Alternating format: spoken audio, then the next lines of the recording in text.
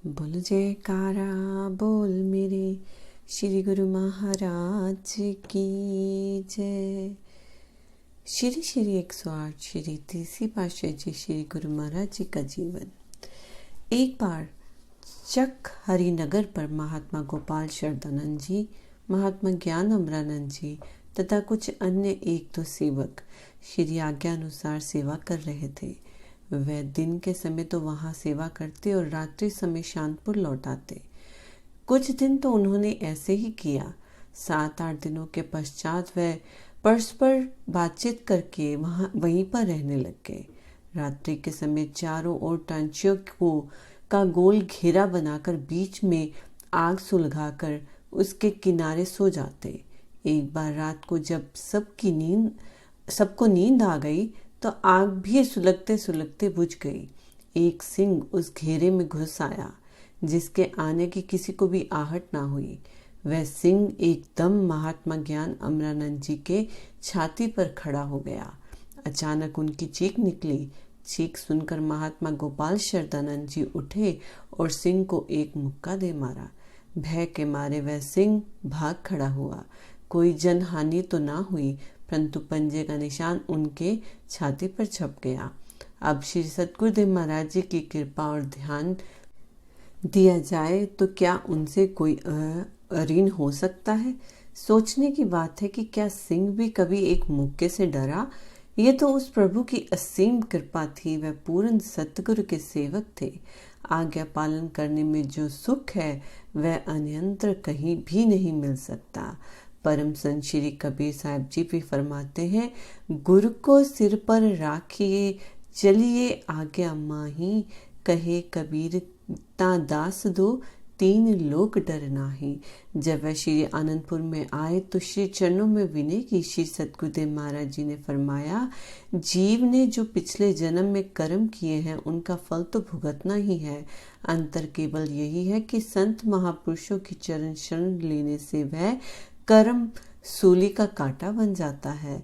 वह संत महापुरुषों की संगति से निष्काम कर्म किए जाते हैं ताकि अगले जन्म में पुण्य इन कष्टों को सहन ना करना पड़े। श्री आनंदपुर में महात्मा ज्ञान अमरानंद जी की मरहम पट्टी की गई। कुछ लोगों ने उन्हें पुण्य तास बावली जाने के लिए मना किया। महात्मा जी का दिल दुविधा में पड़ गया कि क्या किया जाए। वह इसी सोच में थे कि उसी दिन रात्रि के समय निज मौज के अनुसार आपने प्रवचन फरमाए, प्रत्येक काम नेक नियत सच्चाई और खैर खवाई के साथ किए जाए। सेवक सेवा करता जाए और परिणाम को न देखे। कोई कष्ट दुख अथवा हानि तो हो घबराए नहीं। सुख और दुख दोनों हालतों में समान रहे। यानी इंसान को दुख और सुख दोनों का मुकाबला करना पड़ता है। सुख के समय उसमें फंसने की अपेक्षा आगे बढ़ता जाए और दुख में घबराहट से दूर रहे। पूर्ण विश्वास से सेवा करता चले। दुख और सुख दोनों परीक्षाएं हैं। जितने दर्जे की भक्ति होगी उतनी सख्त परीक्षा होगी, यानी उतना अधिक कष्टों का सामना भी करना पड़ सकता है। सेवक को हर्ष शोक निंदा स्तुति दुख सुख सब में बराबर रहना चाहिए। पुण्य फरमाया कि सतगुरु तो सबको दात बख्शते हैं, आगे अपने पात्र पर निर्भर है। जितना जिसका पात्र होगा उतना वह प्राप्त करेगा। जैसे तेल की एक बूंद जल में डालने से वह फैल कर कई प्रकार के रंग पैदा करती है, इसी प्रकार ऐसा पात्र यानी बुद्धि जितनी भी श्री सतगुरुदेव महाराज जी के वचनों पर आचरण कर वचनों को ग्रहण करेगी उतना अधिक लाभ प्राप्त कर सकने में समर्थ होगी। इसीलिए नेक नियत सच्चाई के साथ कर्म करो। दुख सुख निंदा स्तुति में सम रहना सेवक का धर्म है। आपने ये प्रवचन अपनी मौज में फरमाए। प्रेमियों गुरुमुखों के हृदय इन वचनों को श्रवण कर शीतल शांत हो गए। महात्मा ज्ञान अमरानंद जी श्री चरणों में वंदना कर अपनी सेवा पर पुण्य लौट गए। इसका ये अर्थ नहीं कि श्री सतगुरुदेव जी ने केवल श्री आनंदपुर की बंजर भूमि को आबाद करना, घने वनों को साफ कर उद्यान बनाना, भव्य भवनों का निर्माण करना ही गुरु भक्ति का लक्ष्य बताया, अपितु उन्होंने एक अनोखे ढंग की गुरु भक्ति की धारा प्रभावित की। उन्होंने तो निष्काम कर्म योग का पाठ पढ़ाया।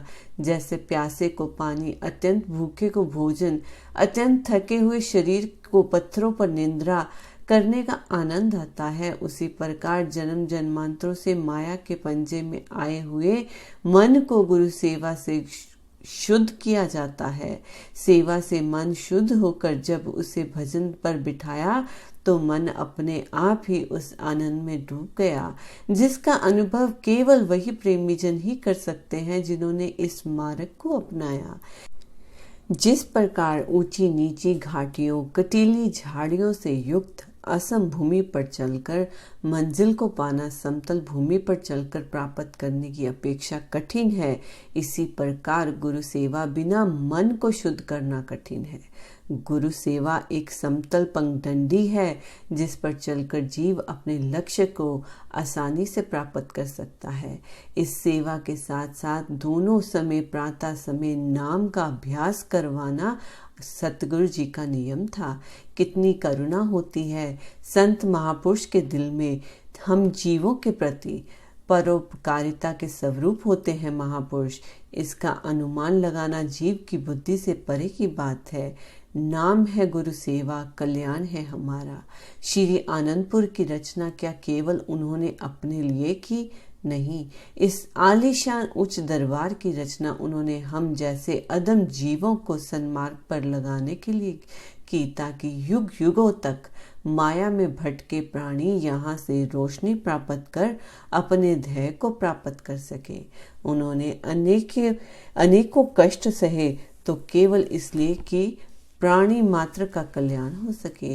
अनामी लोक को छोड़कर आए तो केवल इसलिए कि वह अपनी रूहों को कुप पर सही राह दिखा सके।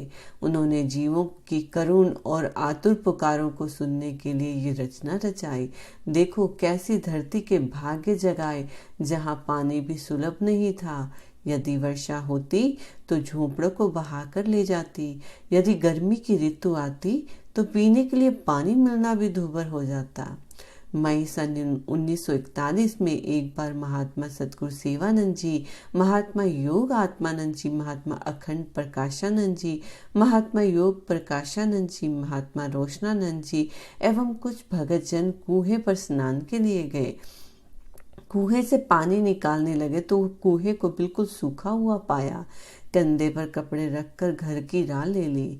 पीछे से श्री सतगुरुदेव जी की कार आ गई। आपने कार रुकवा कर पूछा, क्यों, किधर से आ रहे हो? महात्माओं ने विनय की, करुणेश भगवान स्नान के लिए गए थे, पानी न होने से लौट आए हैं। श्री वचन हुए, घबराने की जरूरत नहीं। यहाँ तो एक दिन ऐसा आएगा जब घर घर में नल एवं टोटियाँ होंगी। सरकारी नल तो समय अनुसार पानी देता है।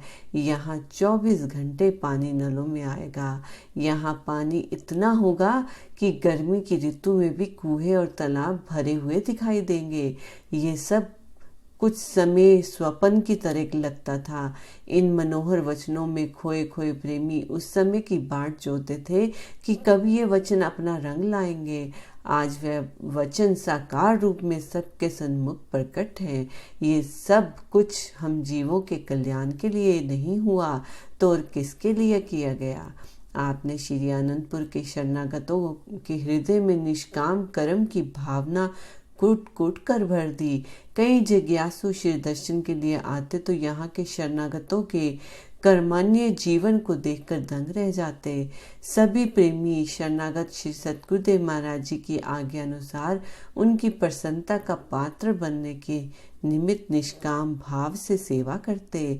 ऐसा ही चंकित कर देने वाला कार्य राजस्व मंत्री ने भी देखा, जिसका वृत्तांत यूं है। 1941 में ग्वालियर राज्य की ओर से एक राजस्व मंत्री चक की श्री आनंदपुर, चक शांतपुर, चक दयालपुर के निरीक्षण के लिए आए। श्री सतगुरुदेव जी ने जहाँ तक रास्ता साफ था, कार पर जाने का प्रबंध करवाया। जहां रास्ता उबड़ खाबड़ था वहां पर बैलगाड़ी द्वारा जाने का प्रबंध किया।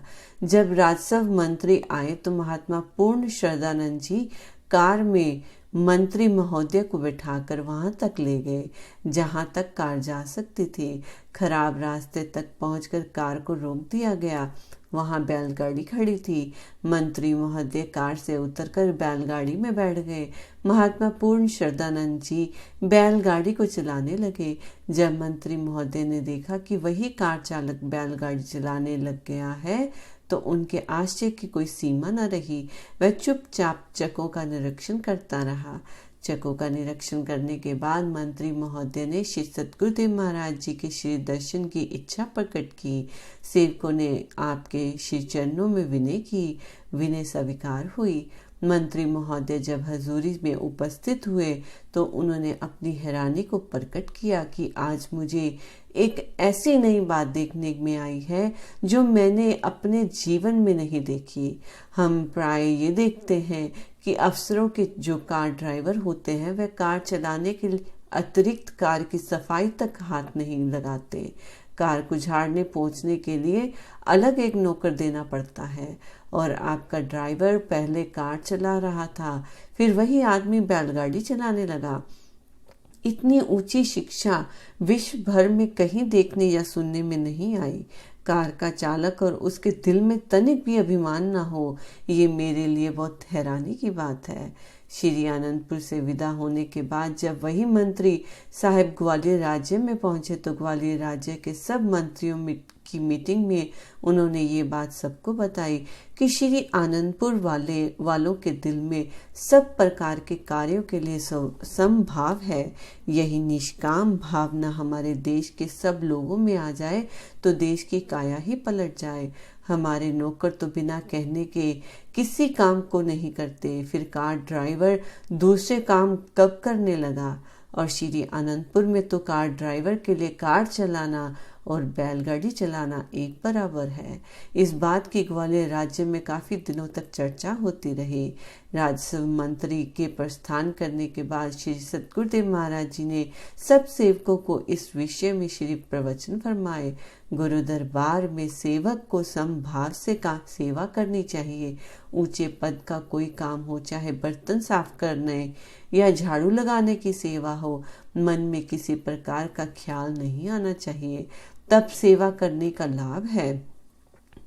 अपने मन पर भी अच्छा प्रभाव पड़ता है और दूसरे पर भी अच्छा प्रभाव पड़ता है।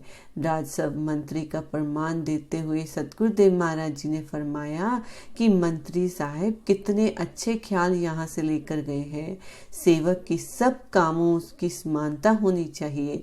किसी प्रकार की भी सेवा करने से मन में अहंकार नहीं आता। गुरु दरबार में सब सेवा बराबर हुआ करती है। किसी सेवा को अच्छा समझना, किसी सेवा को छोटा समझना, ये सब मन का धोखा है। इस मन के धोखे से ही तुमने बचना है। इसमें तुम्हारा भी लाभ है और देखने सुनने वालों का भी। जिस सेवा को करने के लिए श्री सतगुरुदेव महाराज जी की आज्ञा हो उसे करने के लिए सहर्ष और निसंकोच तत्पर रहना चाहिए। बोलो जयकारा, बोल मेरे श्री गुरु महाराज की जय।